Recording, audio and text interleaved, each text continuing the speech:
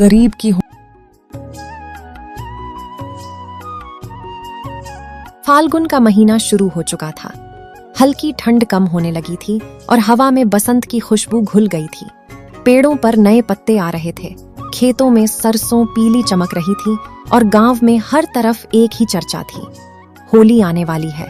लेकिन उसी गांव में एक घर ऐसा भी था जहां इस बार होली की कोई तैयारी नहीं थी। वह घर था राधा और उसके छोटे भाई मोनू का। उनके पिता का देहांत कुछ साल पहले हो गया था। माँ सिलाई करके घर चलाती थी। पैसे इतने नहीं थे कि रंग गुजिया या नए कपड़े आ सकें।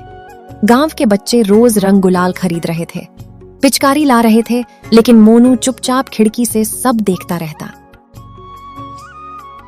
एक दिन मोनू ने उदास होकर कहा, दीदी क्या इस बार हम होली नहीं खेलेंगे? राधा ने नरमी से मोनू की ओर देखा और क्यों नहीं खेलेंगे? होली तो खुशी का त्योहार है, लेकिन हम रंगों से नहीं, अच्छाई से होली खेलेंगे। मोनू को कुछ समझ नहीं आ रहा था कि बिना रंग और पिचकारी के अच्छाई से होली कैसे खेलेंगे। तब राधा कहती है, इस साल हम लोगों की मदद करके होली मनाएंगे, यही सच्चा रंग होगा। अगले दिन से राधा ने एक योजना बनाई। गांव में एक बूढ़ी दादी रहती थी जो अकेली थी, कोई उनसे मिलने नहीं जाता था। राधा और मोनू रोज उनके घर जाने लगे, घर साफ करते, पानी भर देते, उनसे बातें करते। दादी की आंखों में खुशी के आंसू आ जाते। वह कहती, बेटा तुम दोनों ने आकर मेरे सभी दुख और दर्द को दूर कर दिया और मेरे अकेलेपन को खुशियों के रंगों से भर दिया। धीरे धीरे उन्होंने और लोगों की मदद करना शुरू किया। किसी के घर पानी भर दिया, किसी की दुकान सजा दी, किसी बच्चे को पढ़ा दिया। पूरा गांव सोचने लगा, ये बच्चे बिना रंगों के भी इतनी खुशी कैसे बांट रहे हैं। उधर गांव में एक अमीर व्यापारी था, सेठ धनराज। उसके घर में हर साल बहुत बड़ी होली होती थी, ढेर सारे रंग, मिठाई और पार्टी। लेकिन इस बार उसके घर में खुशी नहीं थी। उसका छोटा बेटा बीमार था और डॉक्टर ने कहा था इसे खुशी और प्यार की जरूरत है। सेठ जी ने बहुत कोशिश की, लेकिन बेटा मुस्कुराता ही नहीं था।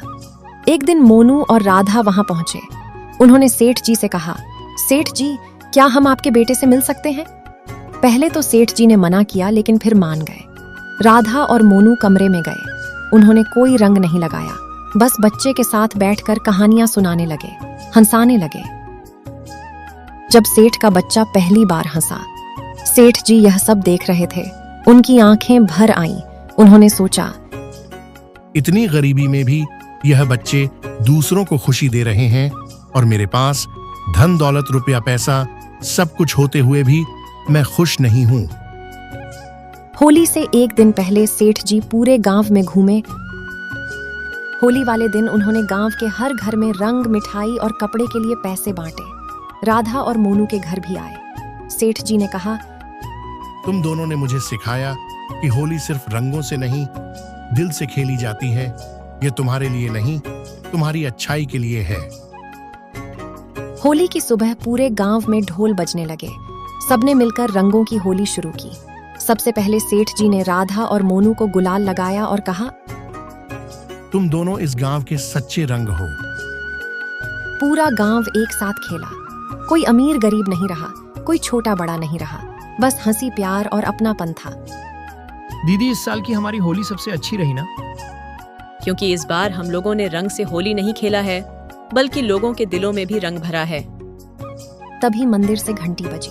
पुजारी जी ने कहा, भगवान कृष्ण कहते हैं सबसे सुंदर रंग प्रेम का होता है। जो दूसरों के जीवन में खुशी भर दे वही सच्ची होली खेलता है।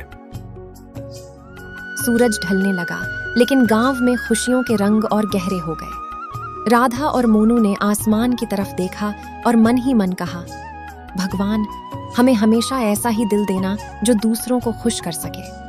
कहानी का संदेश, होली सिर्फ रंगों का त्योहार नहीं है, यह प्रेम, माफी और अपनापन का त्योहार है।